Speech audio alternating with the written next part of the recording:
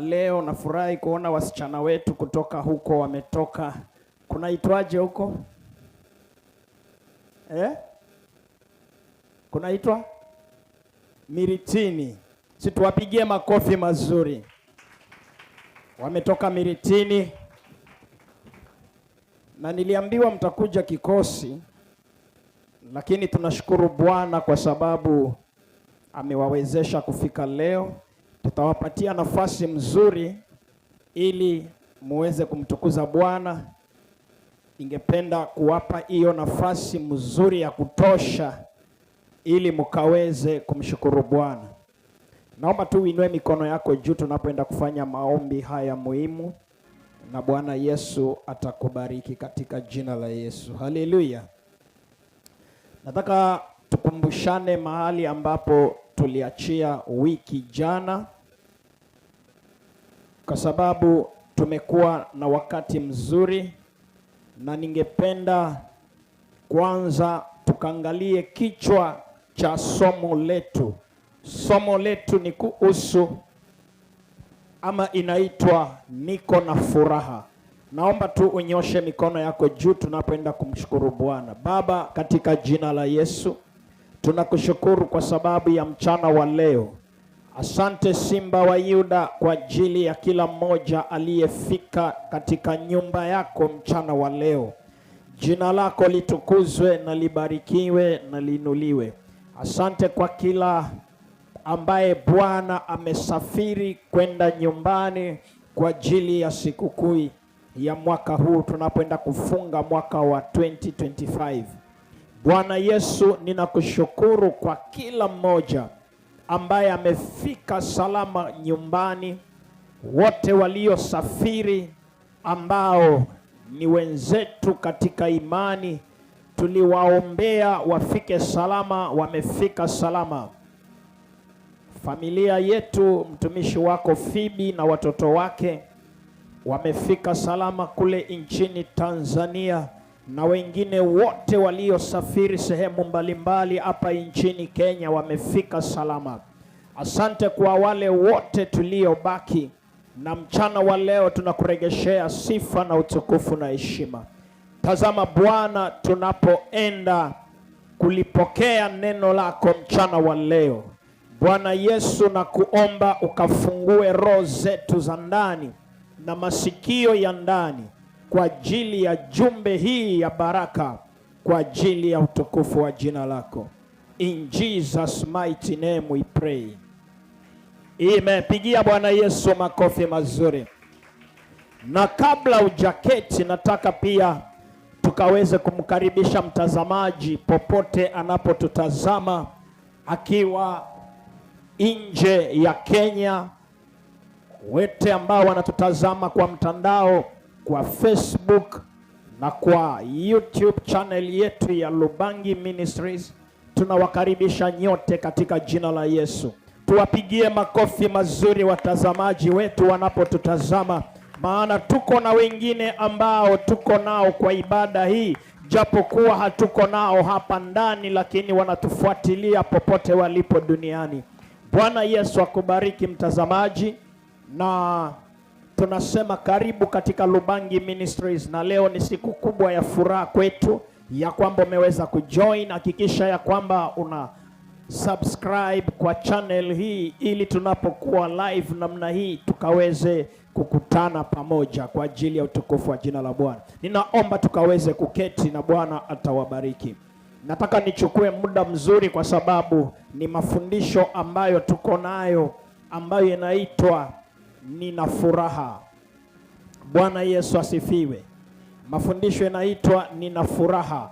Kabla ya kuendelea katika sehemu yetu ile leo, nataka mwanzo niwakumbushe maneno matano tuliyojifunza wiki jana, kwa sababu jumbe unaitwa nina furaha. Jambo mawili tuliangalia. Ya kwanza wiki iliyopita ya tarehe 14 ilikuwa kutojihusisha na sarabi ama na furaha ya uongo. Furaha ya uongo, kutojidanganya na furaha ya udanganyifu. Jambo la pili, kwa nini watu hawana furaha. Hayo mambo mawili yalikuwa ya msingi sana. Kutojidanganya. Kuna furaha ya uongo. Mtu anapookoka anadai ana furaha, lakini kwa kweli ni kwamba ni furaha ya uongo. Na jambo la pili tuliangalia kwa nini watu hawana furaha, na mambo matatu yaliyofuata. Ya kwanza inaitwa dhambi huumiza na kutesa dhamiri. Dhamiri ni ile hali yako ya ndani, unatafakari, unafikiria, na tukagundua ya kwamba dhambi inatesa dhamiri zako. Naamini ya kwamba unaelewa maana ya neno dhamiri. Dhamiri ni ile ukikaa unaanza kujiuliza maswali, ile hali ya kujiongelesha mwenyewe kwa ndani. Kwa Kiingereza inaitwa namna gani na Kiingereza? Conscience.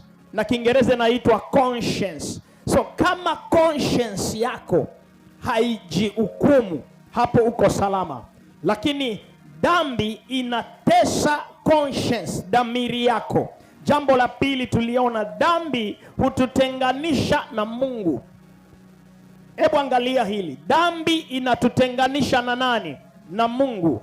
Kwa hivyo ukifanya dhambi unakuwa mbali na Mungu. Jambo la tatu, dhambi huwa ni mlango ambao shetani anapitia.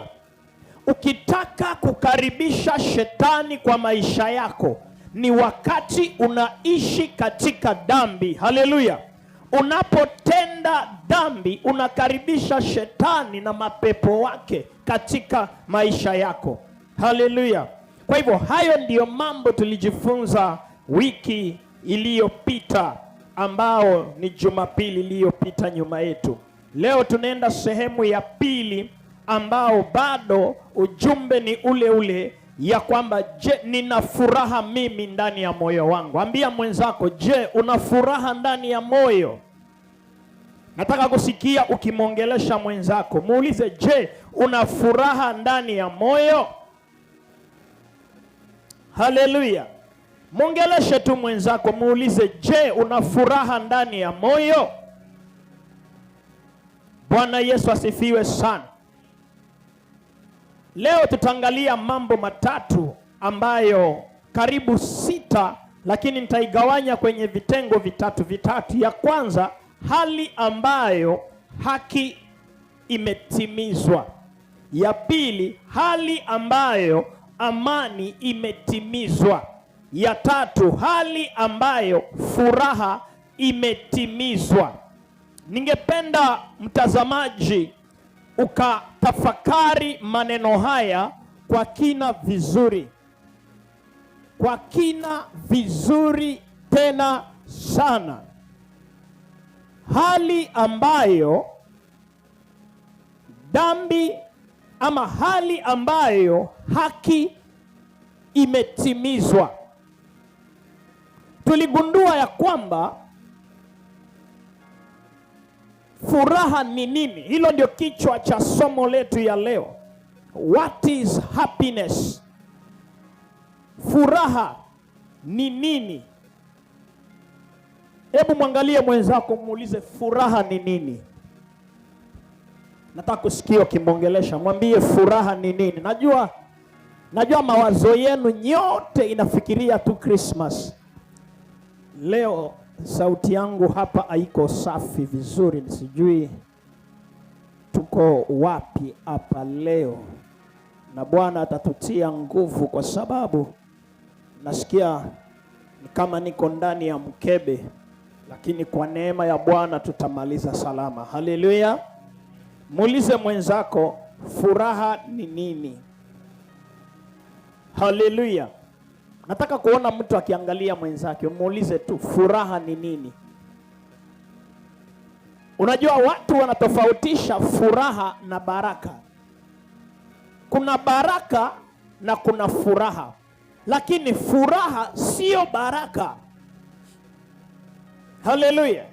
Sitapenda kueleza sana tofauti ya furaha na baraka, ila nataka tuende moja kwa moja katika somo letu ili tuelewe furaha ni nini. lazima tuelewe kuhusu mwanadamu. Katika mafundisho haya maandiko ya msingi tunaipata kitabu cha Matendo ya Mitume sura ya 2 mstari wa 42 hadi mstari wa 47. Nitaisoma kwanza, maana maandiko haya ndio msingi wa mafundisho yetu kuanzia last week mpaka leo. Hiyo ndio text yetu ya muhimu sana.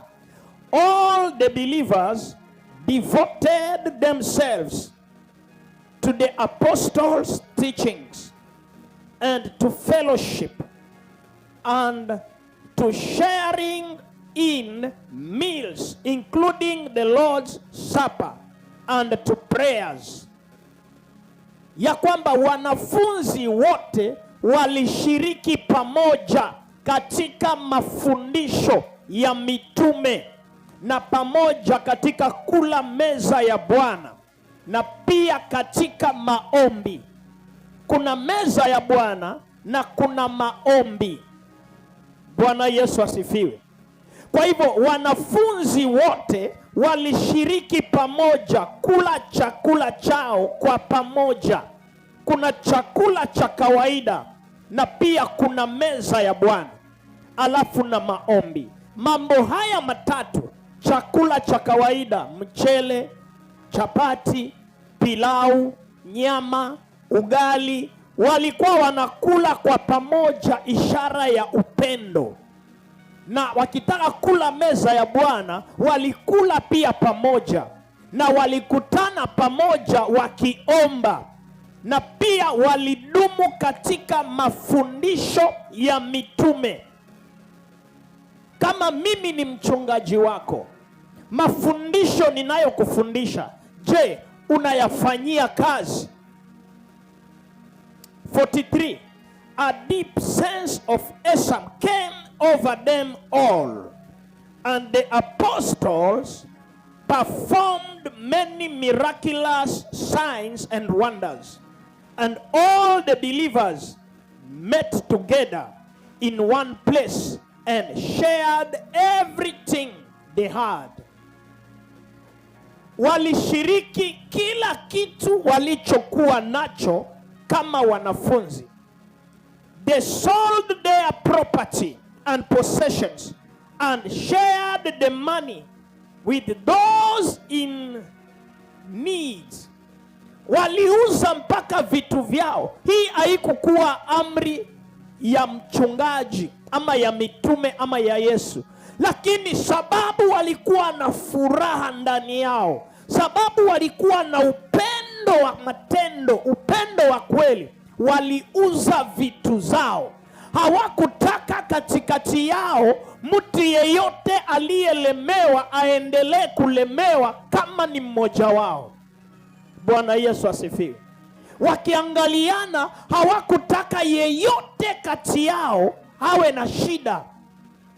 Mtu aliuza mashamba yake akaleta pesa ili wagawanyane na mwingine ambaye alikuwa ana chochote, ishara ya kwamba walikuwa na upendo wa kweli na furaha ya kweli. They worshipped together at the temple each day, met in homes for the Lord's Supper, and shared their meals with great joy and generosity. Bwana Yesu asifiwe sana. Ya kwamba walikutana kanisani kila siku. Unajua, leo kuna mafundisho ukiyasikia unaweza kudani ya kwamba ulikosea kuokoka, na yanatoka kwenye sehemu inaitwa kanisa, na kwa midomo ya watu wanaitwa wachungaji. Ati kwa nini kwenda kanisani kila siku? Na ukiangalia maandiko yanasema sura ya 46, hawa watu waumini wale wa kwanza katika Agano Jipya walidumu kanisani kila siku, walikuwa nenda kanisani. Now, can you imagine every day walikutana kanisani? Haina maana ya kwamba ni kuanzia asubuhi mpaka jioni. Kama ni jioni, walikuwa wanakuja wote kuanzia Monday mpaka Saturday. Kila siku jioni wanakuja, na wakikuja wanatulia, wanafundishwa jinsi ya kukaa katika wokovu. Bwana Yesu asifiwe. Bwana Yesu asifiwe. Na wakakula chakula chao pamoja, wakiwa na ukarimu wa hali ya juu. Ya mwisho 47, all the while praising God and enjoying the goodwill of all the people, and each day the Lord added to their fellowship those who were being saved. Walikuwa nafanya ushirika kila siku, wanakutana pamoja, wanafanya ushirika pamoja, wana upendo, hawana chuki, hawana fitina ndani yao. Walikutana kila wakati kufanya ushirika. Sikia, mtoto unayemlea, kama hautakuwa na mafundisho maalum juu ya watoto wako, watafanana na tumashetani. Bwana Yesu asifiwe. Mtoto wako uliyemzaa, wawe ni watatu, awe ni mmoja, wawe ni watano, lazima kama baba na mama muwe na matabia kupitia mafundisho mtakayowalea nao watoto wenu. Umewahi kuona mtu tabia zake ama tabia ya yeye na watoto wake ni tofauti na kule alikozaliwa? Umewahi kuona mtu namna hiyo? Yaani kwenu kule umetoka, baba yako, mama yako, dada zako na ndugu zako wana tabia tofauti, lakini watoto lio wazaa wamekuwa na tabia tofauti kabisa. Wacha nikupatie mfano. Kama hapa Mombasa, watu makabila mengine ambayo yanatoka kule juu wanaitwa watu wa bara, na hapa pwani pana tabia inajulikana, inaitwa tabia ya Uswahilini. Unanielewa hapo? Tabia ya nini? Sasa wewe ni Mkamba, umekuja kuishi Mombasa, umezaa watoto, watoto hawa wamekuwa na tabia ya Uswahili. Naona mnaanza kusimai. Mnaelewa tabia ya Uswahilini vile ilivyo. Hawa watoto ukiwaangalia wanapoteza ile tabia ya kule walikotoka. Unajua inatokana na nini? Sababu wazazi walipohamia Mombasa walijisahau, wakaacha watoto wao wafunzwe na majirani wale wamewakuta katika eneo lile. Watoto wakaanza kuiga tabia ya Waswahili, manake hao ndio wanacheza na wao, hao ndio wanaishi na wao, hao ndio wanatembea na wao, masaa mengi wanakaa na wao, na wakirudi nyumbani haujali kuhusu watoto wako. Tabia imekuwa tofauti kabisa, ikizidi mpaka wewe mzazi pia wewe unaanza kuchukua tabia ya mahali unaenda kuishi, unakuwa kama wale uliowapata. Unajua wakati Mungu aliwekea Musa sheria, alimwambia hivyo: nataka watu wangu wakifika mahali wanaenda wakuwe na tabia tofauti na wale wenyeji wa pale. Wanaume wasivae mavazi iwapasayo wanawake, maana kule mnaenda wenyeji uvaa mavazi, wanaume wanavaa mavazi ya wanawake na wanawake wanavaa mavazi ya wanaume. Sitaki nyinyi mfanane na wao. Kwa hivyo kama mzazi hautakuwa na msimamo wa ile tabia unataka watoto wako wawe nayo, watafanana na watu wengine ambao si wao, na mwishowe watapotea. Wakati mtu anaokoka, kuna tabia ya wokovu inafaa kuwa ndani yako, tofauti na tabia ya watu wote duniani. Ukiokoka, umeingia katika ufalme wa Mungu, tabia yako inakuwa tofauti. Angalia wanafunzi, mstari wa 46, Matendo ya Mitume sura ya 2.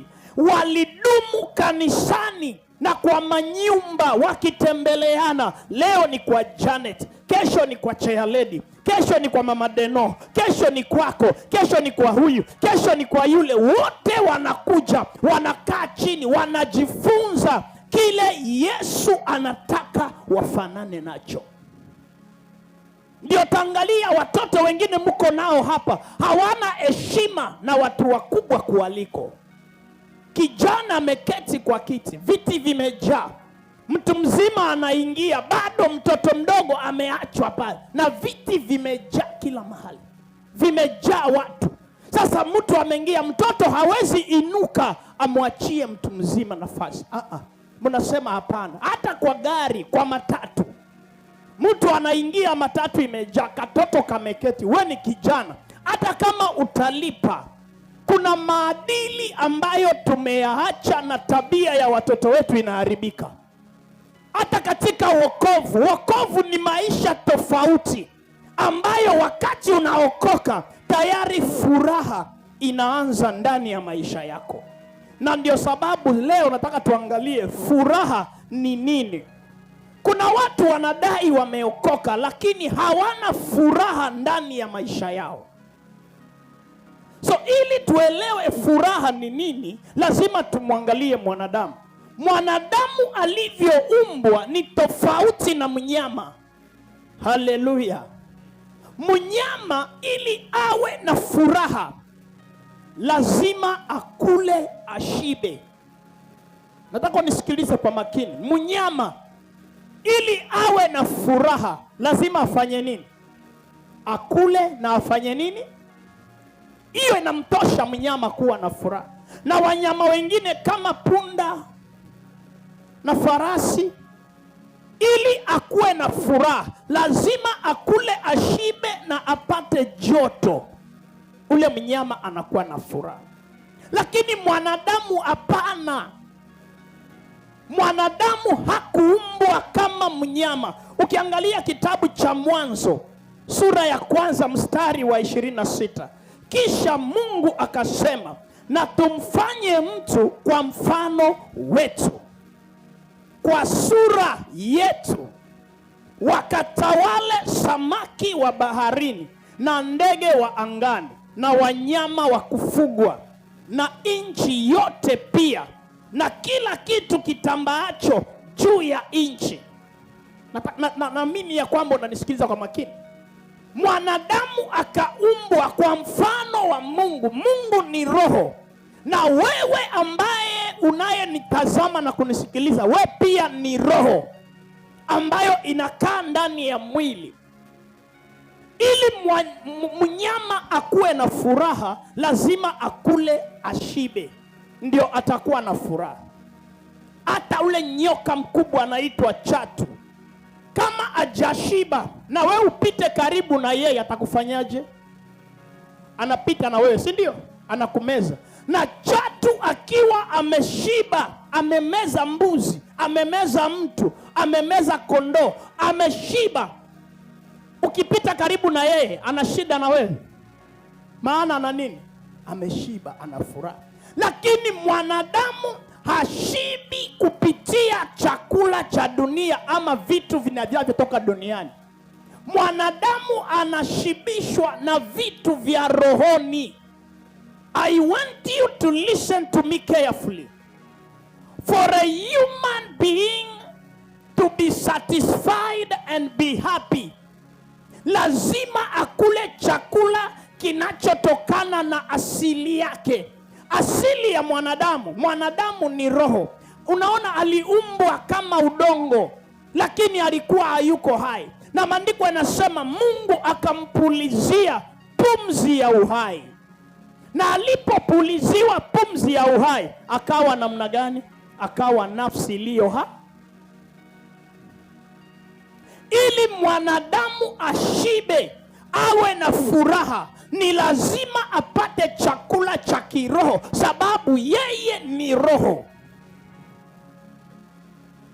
Furaha ni nini? Ndio ujumbe tunaanzia nao leo.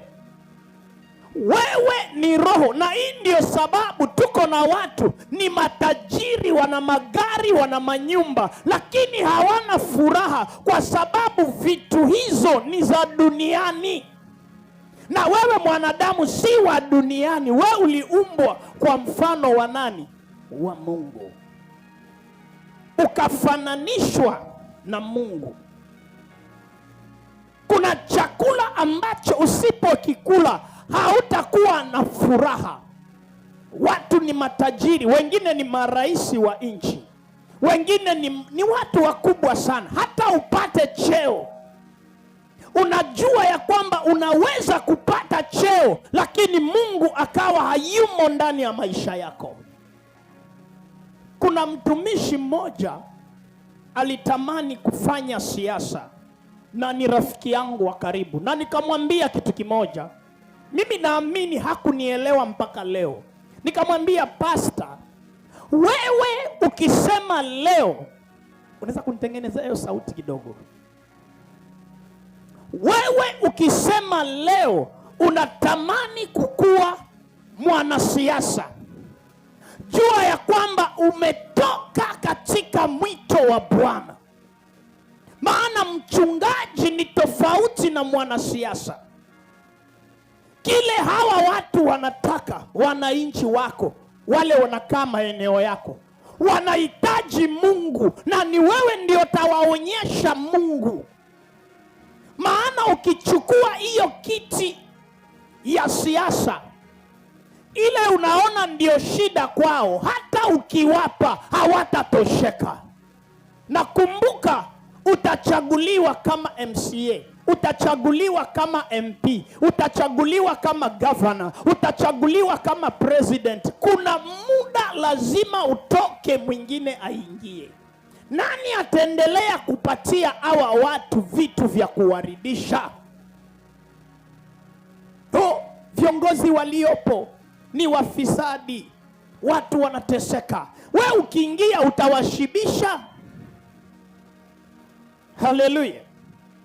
Kitabu cha Warumi 14 mstari wa 17 inasema namna hii: kwa maana ufalme wa Mungu sio chakula na kinywaji, bali ni haki na amani na furaha katika Roho Mtakatifu. Hebu sikiza kwa makini mpendwa. Ufalme wa Mungu sio chakula wala kinywaji, bali ni haki na amani na furaha katika Roho Mtakatifu. Katika Biblia nzima, mstari huu Warumi 14 mstari wa 17 ndio inaeleza waziwazi amani ama furaha ni kitu gani. Furaha imo katika ufalme wa Mungu. Bwana Yesu asifiwe. Furaha imo katika nini? Ufalme wa Mungu. Na ufalme wa Mungu ukiingia ndani ya maisha yako, tayari furaha inaanza. Na ndio maana Paulo anakumbusha Warumi, ufalme wa Mungu haumo katika kula na kukunywa ama katika shida ya tumbo, no, bali ufalme wa Mungu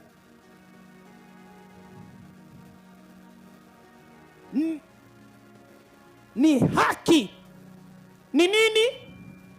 Nataka usikie, ufalme wa Mungu ni nini? Ni haki. Haki ni nini kwa Kiingereza? Righteousness. Bwana Yesu asifiwe. Kwa nini neno haki limeonekana hapa?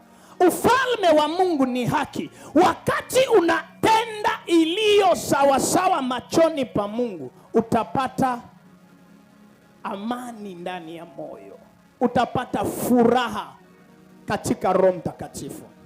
Nataka uangalie hii maneno vizuri sana. Kwa maana ufalme wa Mungu si chakula na kinywaji, bali ni haki na amani na furaha katika Roho Mtakatifu. Ndio maana mtu akiokoka anakuwa na furaha. Nazungumzia wokovu wa kweli, sio wokovu wa pesa. Sio wokovu eti nikiokoka nitapata promotion. Hata kama kuna promotion, utapata tu mtu yuko na furaha. Sababu wokovu wa kweli unaleta furaha na amani moyoni. Je, watu wote wanaodai kuokoka wana furaha moyoni? Wana amani mioyoni? Hawana. Na hii ni mojawapo ya sababu. Ukitaka kujua watu wameokoka lakini hawana furaha na amani, kuhamahama makanisa, kubadilisha wachungaji. Kuna kitu wanatafuta cha kuwaridhisha na hawajakipata. Wakiwa hapa wataabudu na mimi pamoja, nitawafundisha, lakini kuna kitu tofauti wanataka. Inadhihirisha watu wanaokoka sababu ya kitu fulani, si kwa sababu ya Yesu. Ndio maana mimi naita wokovu wa kweli. Ukiokoka kweli kweli, hata kama umelala njaa, utakuwa na amani, utakuwa na furaha. Watu wanaweza kukuongelea vibaya, wanakukosesha heshima, lakini umetulia tu, una amani, una furaha. Sababu kila kitu watu wanakulaumu nacho, haukuokoka ili upate kile kitu. Hiyo sio lengo la wokovu wako. Ndio maana hata watu wakutukane, hata watu wakusingizie, hata watu wakudarau, unatulia tu, uko na furaha, uko na amani. Jambo la kwanza tutaangalia katika somo la leo, furaha ya kweli ni hali ambayo haki hutimizwa. Andika chini kama unaweza. Furaha ya kweli ni nini? Ni haki ambayo inafanywa nini? Inatimizwa. Andika chini. Furaha ya kweli ni haki ambayo inatimizwa. Kuna mtu anaitwa Thomas Watson alisema maneno haya: dhamiri inayoshutumu ni jehanamu ndogo. Dhamiri inayoshutumu ni jehanamu ndogo. Listen to me. Kama wewe uko na dhamiri ambayo ina wasiwasi, ina mashaka, uko jehanamu tayari. Maana jehanamu ni nini? Jehanamu ni mahali pa moto, mahali ambapo hakuna furaha, mahali ambapo ni kuchomwa moto, asubuhi kukucha unachomeka tu. So dhamiri yako ikiwa inashutumiwa, ina maana wewe uko wapi? Jehanamu ndogo. Bado ile kubwa inakuja. Akasema hivi, wanadamu wana dhamiri, kitu ambacho wanyama hawana. Listen to me carefully. Wanadamu wana nini? Dhamiri, conscience. Kitu ambacho wanadamu kitu ambacho wanadamu wanyama hawana. Tofauti ya wanyama,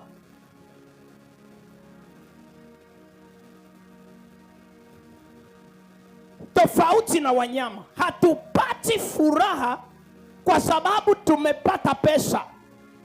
Listen to me now. Kwa nini nimeleta mfano ya mwanadamu na wanyama? Mwanadamu hapati furaha kwa sababu ameshiba. Haleluya. Haleluya. Bwana Yesu asifiwe.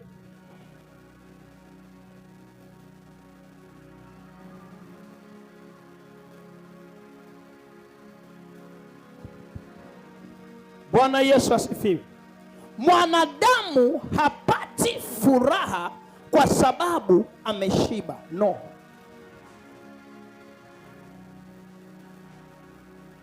Tunaweza kuwa na furaha wakati dhamiri zetu hazituhukumu wala hazitushutumu. If your conscience is not condemning you, that is only when you get true happiness. Listen. Kuna tofauti ya watu kukushutumu. Kukushutumu ni kama kufanya nini? Ni kama kukulaumu, kukuongelea vibaya, kukushtaki, si ndio? Maneno hayo yote imo ndani ya neno moja inaitwa kushutumiwa. Kwa nini unashutumiwa na watu? Watu wanaweza sema umetukana, umeiba, umezini, umeua, umefanya. Hao ni watu. Lakini kama dhamiri yako haikushutumu, haikuonyeshi makosa, haikulaumu, wewe utakuwa na amani. Now listen to me carefully. Kuna wale dhamiri zao zimekufa. If your conscience is dead, even after sinning, you cannot feel anything. Sababu dhamiri imefanya nini? Imekufa. Hawa ni watu ambaye wamezoea kuishi katika dhambi, wamezoea kukaa maisha ya dhambi. Ndio wale watu akizini tena kesho anaregelea pale pale, akidanganya kesho, yani kwake si shida. Lakini mtu aliyeokoka kweli kweli, mtu aliye na roho wa Mungu, akifanya dhambi anakosa amani. Ile kitendo ya kukosa amani ndio tunaita shutumu. Dhamiri inakushutumu. Bwana Yesu asifiwe sana. Kitabu cha Warumi sura ya 4 mstari wa 6 hadi wa 8. Kama vile Daudi naye asemavyo, habari za heri ya mtu yule ambaye Mungu hamhesabii haki pasipo matendo. Sikia maneno haya. Warumi, Romans chapter 4 verse 6 to verse 8. Kama vile Daudi naye asemavyo, habari za heri mtu yule ambaye Mungu humhesabia haki pasipo matendo. Heri wale ambao makosa yao yamesamehewa na dhambi zao zimefunikwa. Heri mtu ambaye Bwana hata amhesabia dhambi zake. Do you get that? Mtu ambaye Mungu amemsamehea dhambi ni yule mtu ambaye dhamiri yake ina amani. Hategemei ushuhuda wa wanadamu, sababu vile umeketi unajielewa zaidi ya vile watu wengine wanakusema, vile watu wengine wanakufikiria, wewe unajielewa zaidi. Sasa Mungu anashuka kama shahidi wa maisha yako. Mungu anaona, anaelewa. Neno heri, listen to me carefully. Neno heri katika maandiko haya tumesoma Warumi ngapi? Warumi 4 mstari wa 6 hadi wa 8. Kuna neno heri, kama vile Daudi naye asemavyo, habari za heri. Neno heri ni neno lililotafsiriwa kwa Kigiriki ama kwa lugha tunasema Kiyunani.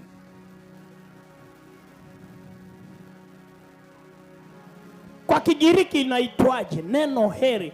Ukitafsiri neno heri kwa Kigiriki inaitwa makarios. Sema makarios. Sema tena kwa sauti, makarios. Sijakusikia. Makarios.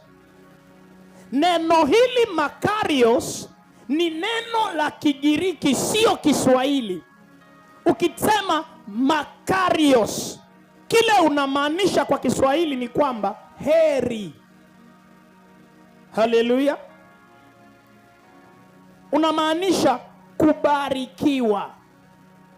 So when you mention the word makarios, what you mean? You mean to be blessed. Kubarikiwa. Now, I want to give you a challenge. Kuna maneno mawili nataka niyazungumzie kwanza ndio turudi hapa kwa neno la heri. Kuna neno kwa Biblia inaitwa Sabbath. The word Sabbath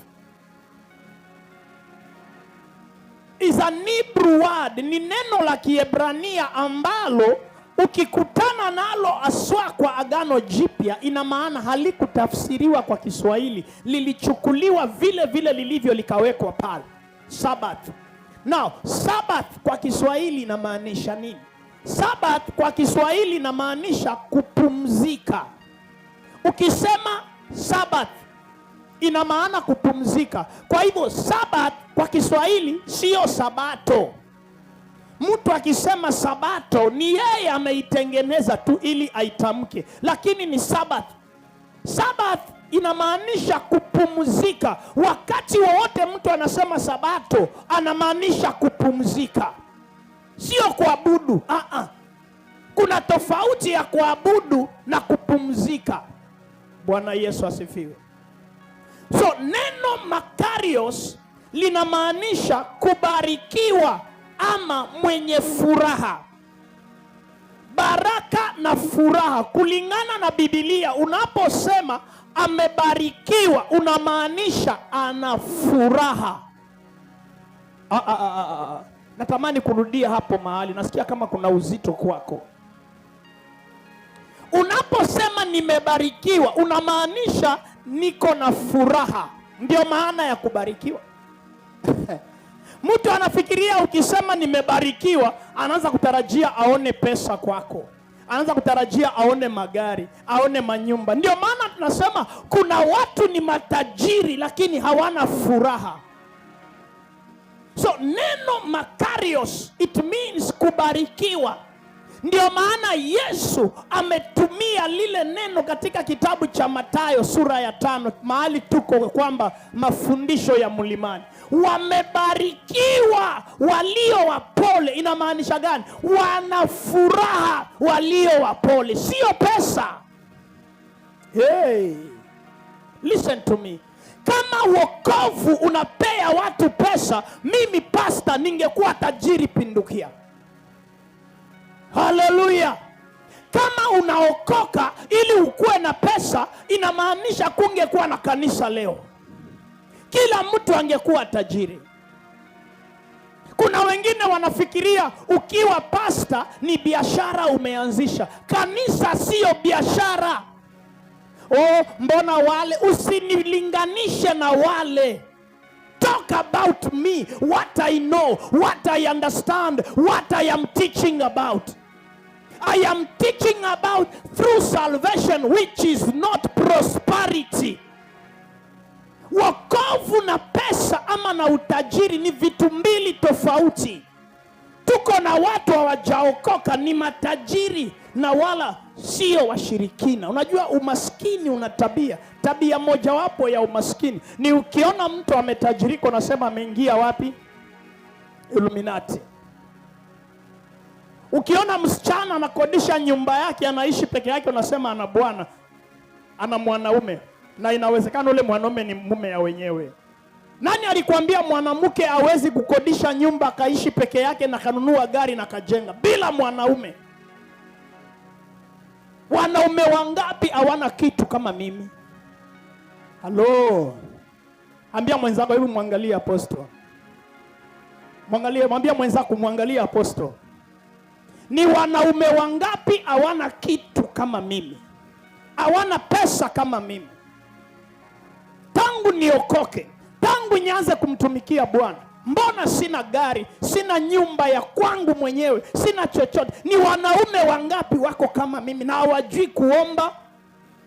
Wokovu sio biashara, kanisa sio biashara. Kanisa ni mahali watu wanafundishwa kumjua Mungu na kuishi maisha ya kumpendeza Mungu.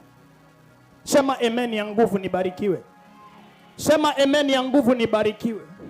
Ninaposema nibarikiwe mimi namaanisha sema amen ya nguvu nifurahie. Ukisoma neno kwa Biblia inasema kubarikiwa inamaanisha aliye na furaha. Kwa lugha ya Kigiriki kubarikiwa ama furaha maana yake ni makarios. When you mean this person is makarios, unamaanisha huyu mtu ana furaha. Hii ni furaha inayotokana na kutenda haki katika Kristo. Rakamayanda. Kutenda haki katika Kristo. Kuna Biblia tofauti inasema hivi. Kama hii Biblia inaitwa good news. Kuna mtu ako na good news hapa. Biblia inaitwa good news. Imetafsiri maneno hayo ya kwamba amebarikiwa ama ana furaha. Na Biblia nyingine inaitwa Easy English Bible na New Life Version. Zote zimetafsiri neno hilo kuwa mwenye furaha. Sio mwenye kubarikiwa, mwenye furaha. Ndio nasikia mahali pengine Yesu anasema happy. Happy. Furaha ya kweli unaipata katika wokovu wa kweli. Kama vile Daudi naye anasema maneno haya kuhusu furaha ya mtu ambaye Mungu hamhesabii. Furaha ya mtu ambaye Mungu humhesabia haki pasipo matendo. Wenye furaha ni wale ambao makosa yao yamesamehewa. Wenye furaha ni wale makosa yao yamesamehewa. Listen to me viewers. Ikiwa leo kuna mtu anakudai 50,000 leo, roho yako itasikiaje ukisikia ndio yule anakuja na njia hii? Ndio maana watu wengine wanadaiwa mpaka wanatoroka hata manyumbani, wanajificha. Sababu hawana amani, anadaiwa. Hivyo ndio ilivyo na mwenye dhambi. Mwenye dhambi hana furaha. Anasikia roho iko na wasiwasi kila wakati. Ni kama vile mtu ametembea na bwana ya wenyewe na mwenye bwana amejua na ndio yule anakuja. Utembee na bibi ya wenyewe na mwenye bibi ndio yule na anajua mahali mumejificha kwa ile guest house. Ile raha mlikuwa nayo ndani ya chumba inafanya nini? Inapotea. Amani imekoseka.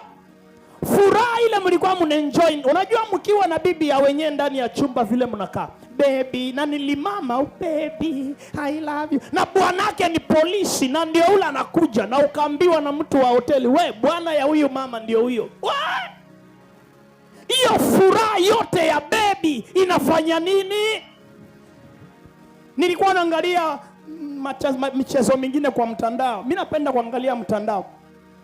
Jamaa ameketi na kasichana mahali, wamebebana. Jamaa ameketi, kasichana wanaitwanga namna gani? Slay Queen.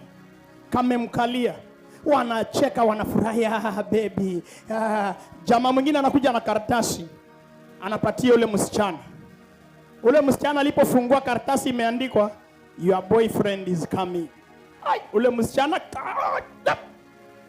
furaha yote aliyokuwa nayo yamefanya nini?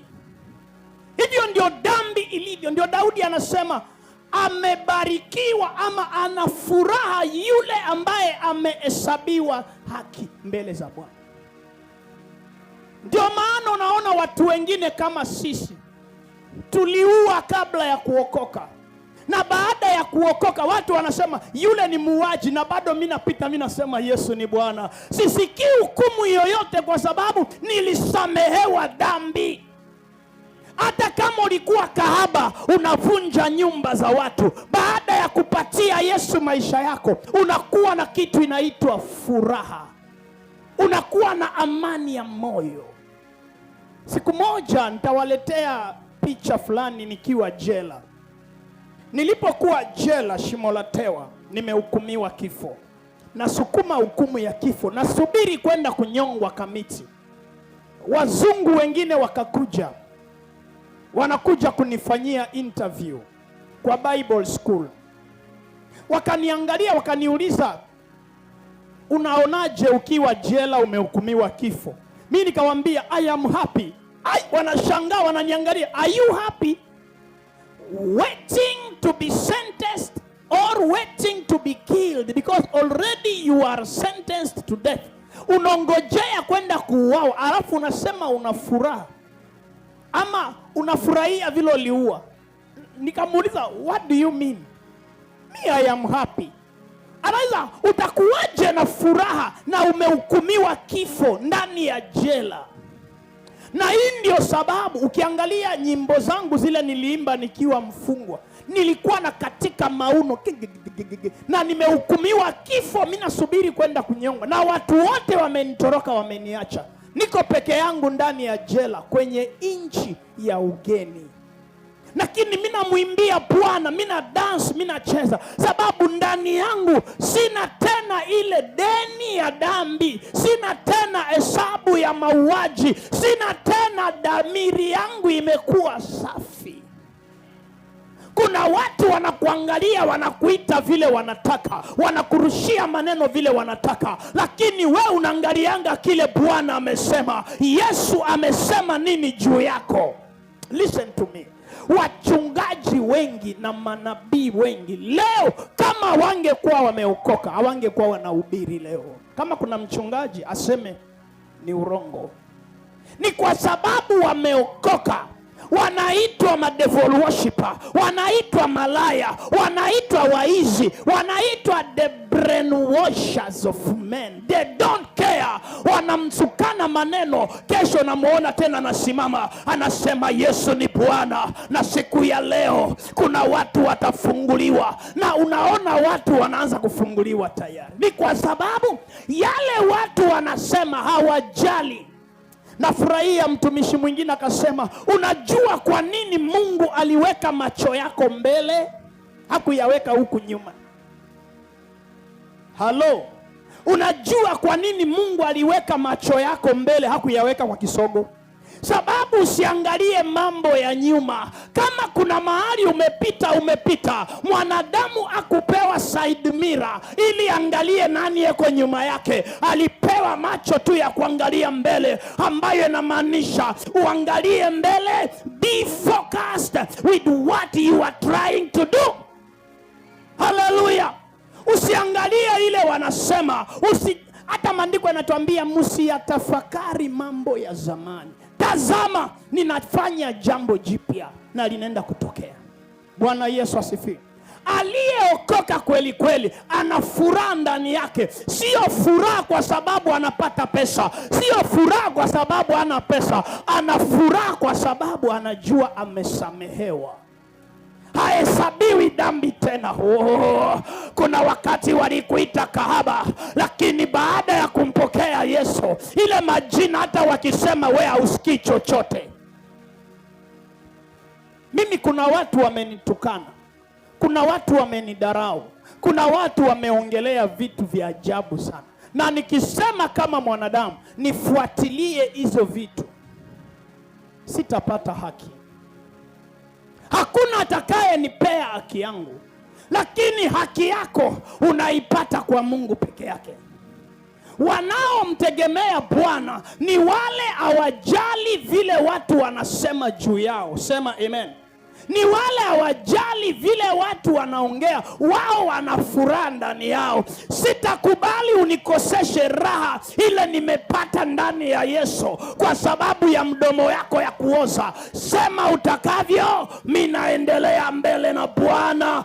Ongea utakavyo juu yangu, mimi natembea nikiringa ndani ya Bwana. Mimi nasema Yesu ni Bwana. Useme mimi ni masikini, mimi nasema Yesu ni Bwana. Useme anaibia watu sadaka, nitaichukua hiyo sadaka na nitaikula yote, na Yesu ni Bwana. Wewe sema utakavyosema, haitanibadilisha. Nataka mtu ambaye anaelewa aseme sitajali kuanzia leo, sababu niko na Yesu ndani yangu.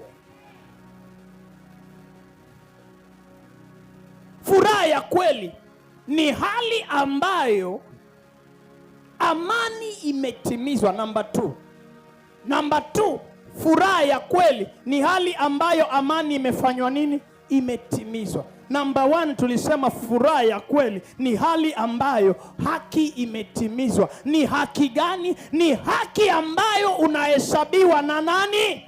Na Mungu, sio watu. Mungu akikuhesabia haki, hata wachawi washikamane, hata adui zako wakutamane, hawatakudhuru chochote, kwa sababu wewe haki yako imetoka kwa nani? So number 2, furaha ya kweli ni hali ambayo amani imetimizwa. Biblia inasema kitabu cha Isaia 48 verse 22. Hakuna amani kwa waovu. Hey! Whoa!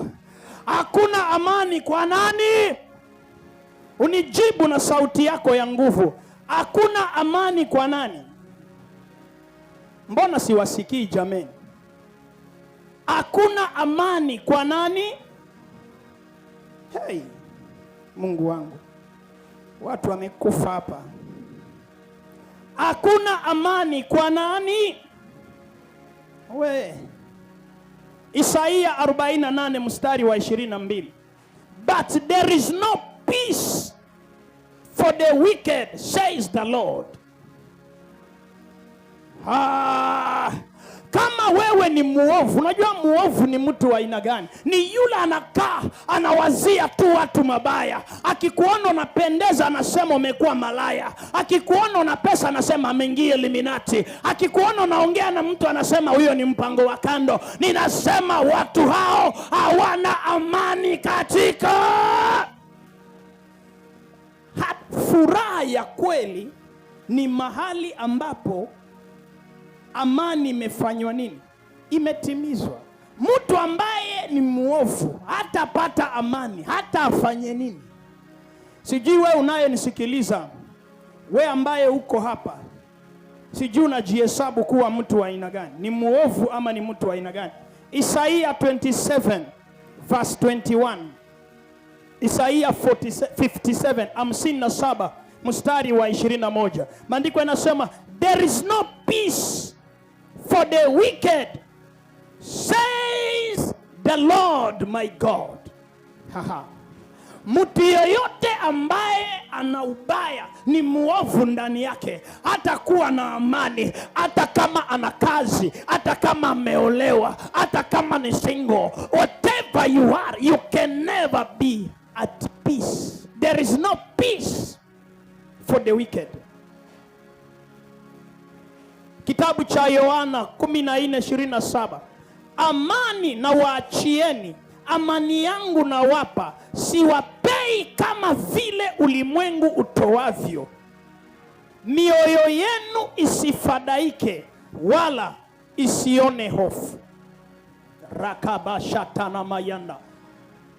Yohana 14:27. Huyu ni Yesu anaongea. Anasema hivi, amani na waachieni, amani yangu na wapa, siwapei kama vile ulimwengu utoavyo. Kuna full stop. Listen to this word carefully. Yesu anasema amani yake ametupatia. Hatupatii kama vile ulimwengu unaweza kutupatia. Ulimwengu inakupatia amani namna gani? Ati vile umekula umeshiba, sasa kuwa na amani. Wangapi wanashiba na hawana amani? Hey! Ambia mwenzako, hey!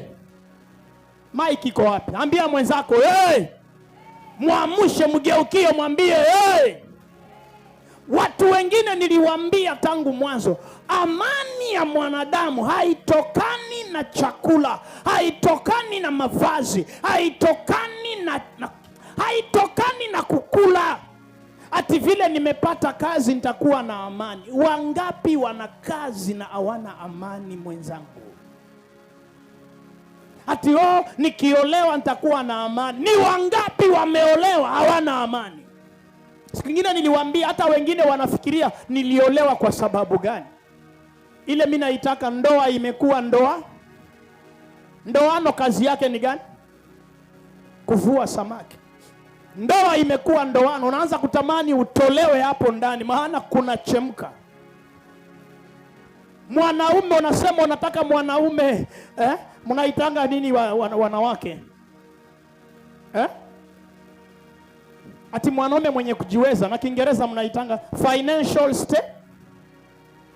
Kama we mwenye au just stabilize your financial, do you want to get somebody who has suffered with his money and you want to come and enjoy? Unasahau huyu mtu ameteseka ili ikue vile ilivyo. Nataka mwanaume financial stable. Kwenda huko shetani mdogo wewe. Baba yako mwenyewe is not financial stable. Kwenu kwenyewe there is no financial stable. Kwenu kuna teseka kama choo. Kwenu kunateseka kama choo. Wangapi wanajua choo kinateseka?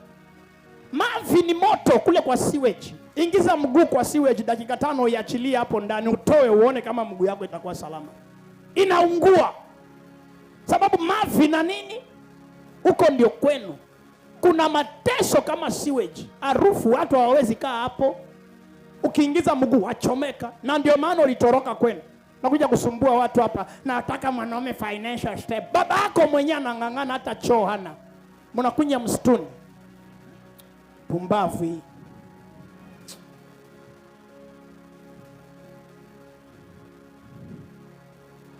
Hallelujah. Amen. Unaona vile watu wanakimbia sewage. Hivyo ndio watu wanatoroka kwenu. Hata majirani wanakaa mbali na kwenu. Unakuja kutusumbua. I need a stable, financial stable man. Your father is he stable? Kama baba yako hakufanikiwa, wewe unakuja kusumbua watu hapo, kuwekea watu. Olewa na uende huko kalale chini kwa box, mwanze upya. Pumbavu.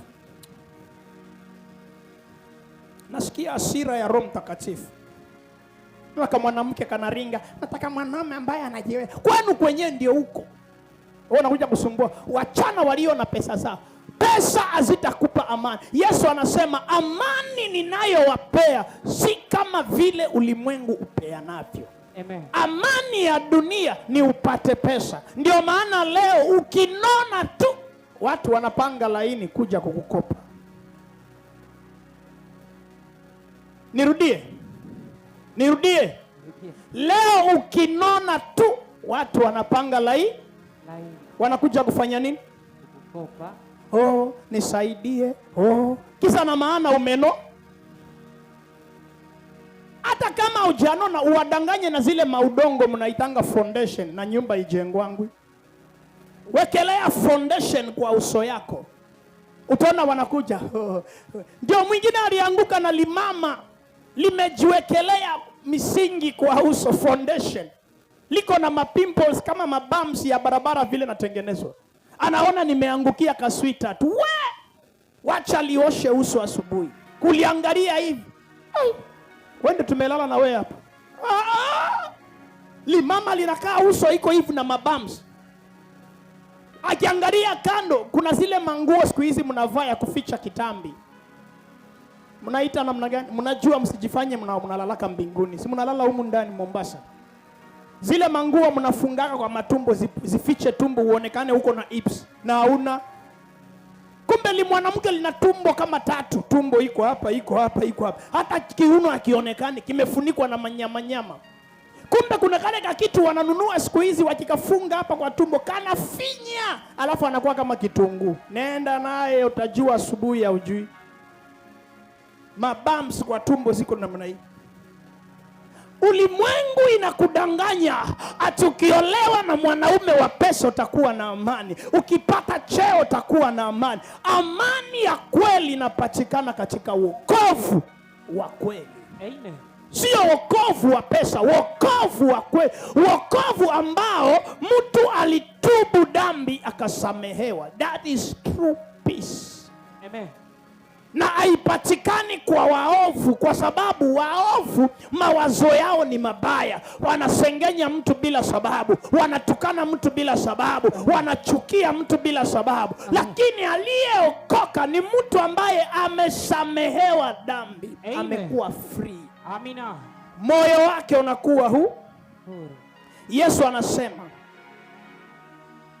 mioyo yenu isifadhaike wala msione hofu. Hii haina maana ya kwamba ukiokoka hakutakuwa na shida. Shida ziko, saa zingine hata zinaongezeka, lakini kwa sababu ya amani inayotoka ndani ya moyo hautaona shida. Unakula mara moja kwa wiki na umenona. Unavaa nguo za mtumba, ukitokelezea watu wanababaika, wanaanza huyu naye anapenda kujionyesha. Sio kujionyesha, ni neema ya Bwana inanifunika. Sema yes. And that is why nasema sivai vizuri kujionyesha, maana si lazima shida zangu mzione. Wanafikiria ni wachungaji wangapi wako na shida kuniliko. Na ukiwapata kwa madhabahu vile wananguruma, utafikiria wanalalaka mbinguni, na ajui leo nyumba yake italipwa vipi. Rababababa, toka na moto, na katoto kake ni kamalaya. Kakijana kaje kanajaza wasichana mimba kwa kanisa. Lakini mchungaji bado amesimama, bado ana amani, bado ana nguvu ya kuhubiri. Hizi vikapu zitajaa mabahasha hapa sasa hivi. Wewe unafikiria tunapata pesa? Hebu njoo uzihesabu ushangae. Ni 600, mara nyingine hata 400. Mpaka mchungaji anakaa sasa, hii 600 kanisa itendaje? Na bado avunjiki moyo, sababu hakuitwa sababu ya hizi pesa. Yeye ana furaha ndani ya moyo. Amen. Anaambia watu wa Mungu ukweli. Amen. Na yeye anapata nguvu. Amen. Listen to me. Furaha ya kweli inatokea wakati pia unaitafuta. Unapofanyia watu mema, ile furaha inazidi kububujika ndani yako. Amen. Hallelujah. Amani ya kweli, amani ninayowapatia si kama vile ulimwengu inafanya nini. Roho yangu ni kama bahari. Hey, twende jambo la 3. Nataka kukimbia haraka nimalize. Number 3. Furaha ya kweli ni hali ambayo shangwe hutimizwa. Furaha ya kweli ni hali ambayo shangwe inafanya nini? Kama we uko na furaha, ukitaka kuingia kwenye kanisa na ujue ili kanisa watu wana furaha, angalia vile wanasifu, angalia vile wanacheza. Kuna kanisa ingine nilienda, waimbaji wanaimba vibaya, lakini watu hawaoni na hawasikii. Watu wamechemka. Mwimbaji anaimba vibaya, ako nje ya key, lakini watu bado wanafuraha, wanarukaruka, wanashangilia. Ukisikia vile anaimba, mtu kama mimi ambaye ni mwimbaji nasema ala, sasa huyu anaimba nini? Lakini angalia watu na wenyewe wanaoimba pale, wanarukaruka, wanashangilia. Ni sababu gani? Sababu furaha ya kweli ni hali ambayo husababisha shangwe ndani ya mtu. Amen. Mtu anamwimbia Bwana, analala chini, anarukaruka. Angalia Daudi, alisahau yeye ni mfalme, anashangilia sababu Bwana ameweka furaha ndani ya moyo wake. Amen.